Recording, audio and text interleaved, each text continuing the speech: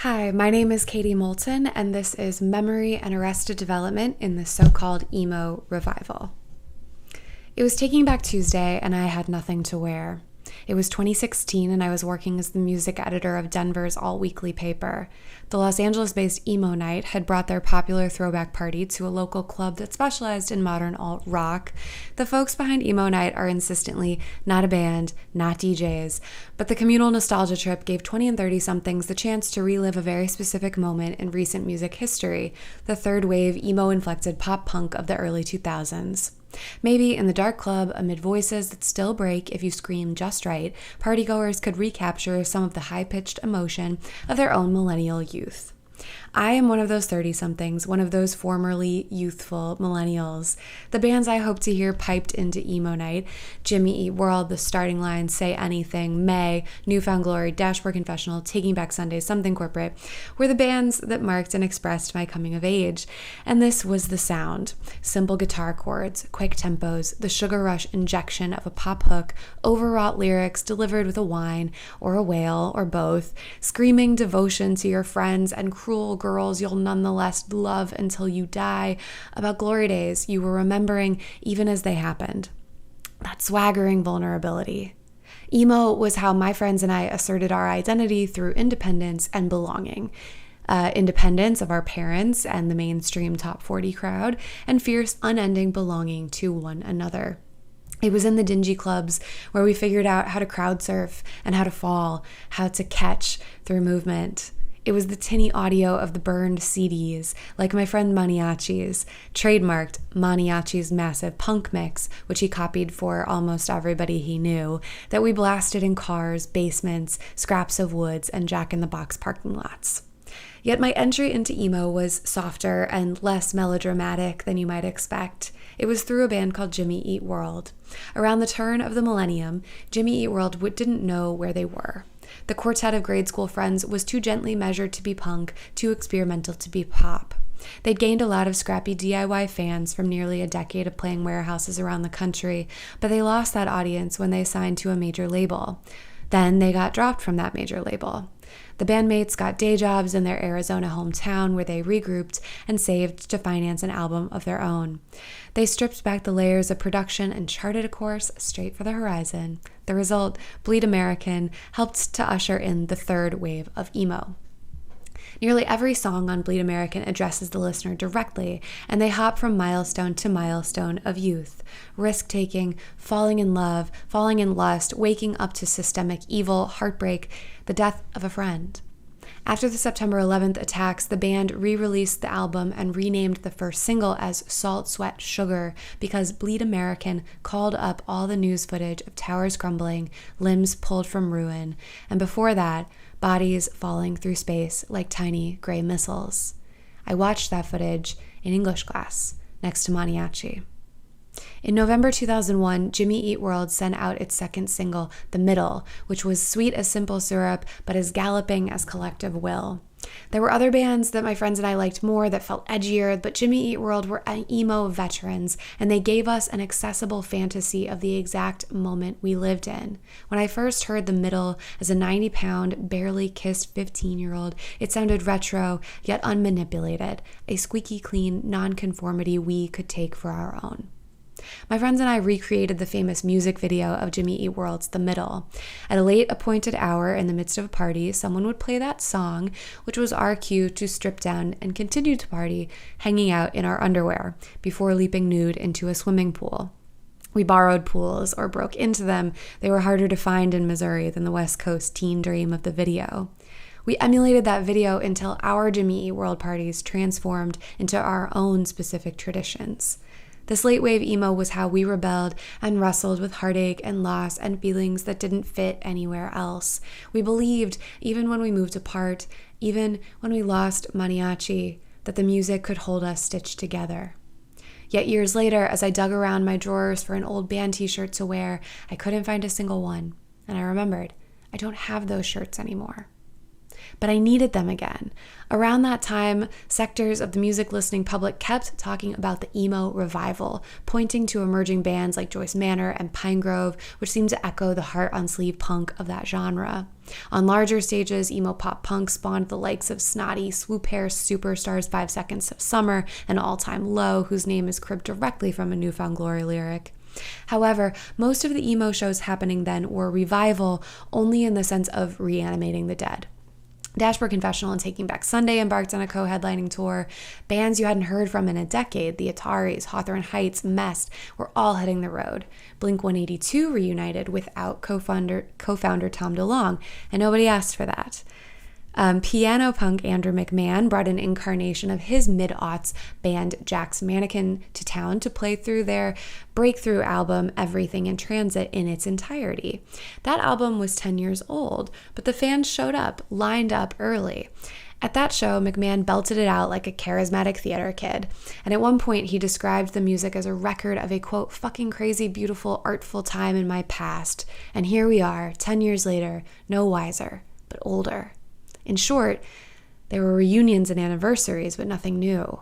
That's not emo revival, that's emo nostalgia. And wasn't it too soon for emo to incite either a revival or nostalgia? Probably. At first glance, it seems these sensitive boy bands are jumping on the legacy act train earlier than their rock and roll predecessors did. Were these reunion or anniversary tours merely cash grabs at millennials who had finally pushed past the recession they graduated into and had enough extra money in their pockets at the time and enough office stress to justify a trip down memory lane? I decided to ask a recovering emo. Zach Gehring plays guitar in the band May, a group I fell in love with in 2003, and who has embarked on their own recent nostalgia tours, including one celebrating the 10th anniversary of its 2005 concept album, The Everglow. Quote, I think that anniversary tours are largely opportunistic, Gehring said, but opportunistic in a way that is unique to a particular era framed by the development and expansion of communicative technologies and social media platforms. And that's not to say they aren't genuinely embarked on, end quote. In his life outside of May, Gehring started a family and pursued a master's degree in digital humanities. Quote, there's a specific pleasure that came with our 10-year run, characterized by less pressure and more enjoyment and new appreciations, he said. But nostalgia is not the same as new potential. Much is made of the supposed arrested development of millennials. Because of economic boom and bust, helicopter parenting, video games, screen-induced narcissism, no military draft, etc. But perhaps there's some truth to it, evidenced within this millennial music genre, which blew up alongside and due to those very conditions. Gehring said, I think that social media provides a new kind of optics or metrics, and bands can gauge more accurately how fans would respond to another tour, another release. But the motivation for emo reunions isn't necessarily cynical, Gehring said, since the bands were often as young as the fans and therefore are likely subject to similar nostalgia. Quote, the lifespan of that era of bands was generally cut short because of the age of those bands and the inexperience that led to missteps in careers. There was a deceptively short shelf life. And that's the thing about emo that differentiates it from music of other eras or experiences that resonates with young people, pop or rock or hip hop. While those genres could transcend audience age and even the Beatles could get the Squares toes tapping, emo is by definition teenage in its expression.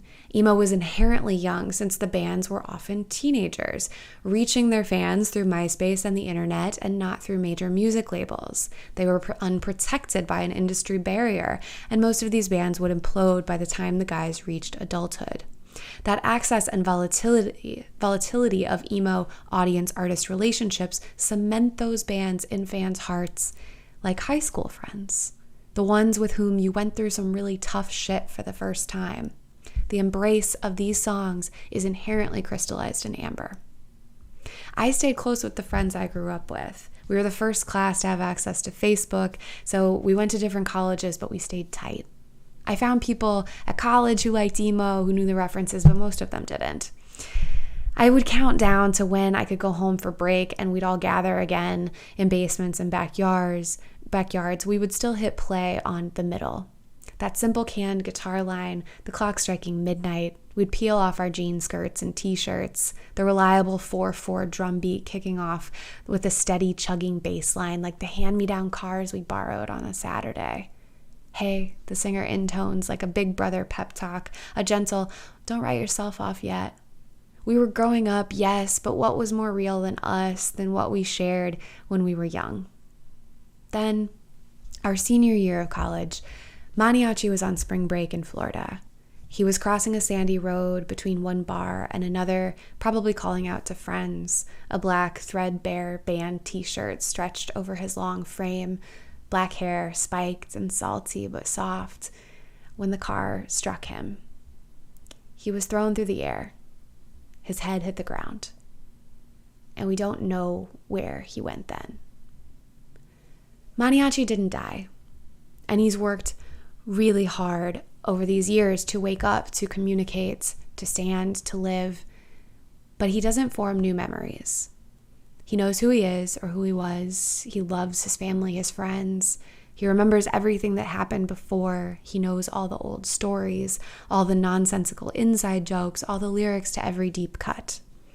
When I go to hang out with him at his parents' house, he's happy to see me. But he won't remember that I've been there once I've gone. It's true that I don't have those emo band t-shirts in my drawer anymore, but it's not what you think. I didn't throw away these relics, make some symbolic break with my younger self, my spiritual texts. In college, I cut up all of my beloved t-shirts, and my mother and I sewed them into a quilt, the better to preserve them, to keep them close. And that quilt traveled with me through the many scrappy apartments of my 20s and into my current home, folded up on my bed. I still wrap myself up in the trappings of teenage angst. But no one can stay 17 forever, and listening to the same old mixtape won't bring it back. So in 2016, as I went to emo night, stood in the dark club, checking out the showgoers my age, no wiser, but older, clutching beers, still anxious to be rid of our anxiety, I thought about my friends from home, now spread out across the world, and the ones who stayed and the ones who returned. As I watched a DJ hit a button on a laptop on stage, then muss his hair across his eyes, mime with attitude along to the wail through the speakers, I thought about Maniaci.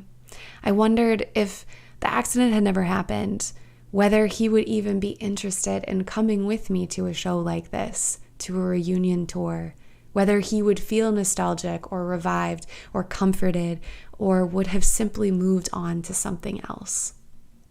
After all, I'm the one who had to become a music critic, who's always looking backward and forward and trying to keep these realities threaded together in meaning, music, and ephemera. Maniaci doesn't live that way anymore. In some ways, he is forever young, but in other ways, he is ever present, ever now, in a way that I cannot be. When we hum along to the old songs, it's a kind of comfort. And standing in the dark, shoulder to shoulder with strangers who loved the same dumb music I did not so long ago, unabashedly screaming, "Live right now," somehow made the old pain feel brand new.